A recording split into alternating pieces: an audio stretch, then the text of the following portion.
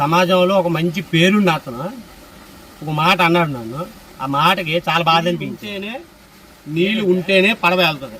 అదే ఆ నీళ్ళు లేకపోతే పడవ వెళ్ళదు అసలు. అదే ఆ నీళ్ళు పడవలోకి వస్తే పడవ ములుగు పడ్డది. అదే అనేసరికి మరి ఇంకేం మాట ఆడలేదు ఆయన. లాస్ట్లో ఒక మాట అనేసాను, మీరు నాకు భోజనం పెడతాను రా, మీరు నాకు అనే హక్కు మీకు లేదు. రాజ్యాంగంలో మీకు హక్కు కూడా ఇవ్వలేదు. నా సంపాదన, నా కష్టము, నా ఇది. అంతేగాని మీరు నాకు రూపాయి ఎట్టి పోషిస్తాను రా, పోషిస్తే మీరు నన్ను అడగండి, ప్రశ్నించండి, ఎందుకురా మీకు హక్కు లేదు. నా కుటుంబాన్ని నేను ముందుకు నడిపించాలంటే డబ్బు కావాలి.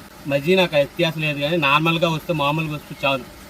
అది 10,000 అవని 5,000 అవని, నా జీవితం 10,000 వచ్చినా నాకు చాలు. నెలకు 10,000 వచ్చినా నాకు సరిపోతుంది. కోట్లు సంపాదించాలని ఆశ లేదు, కానీ అలాగే వెళ్తే నాకు అది చాలు అనమాట.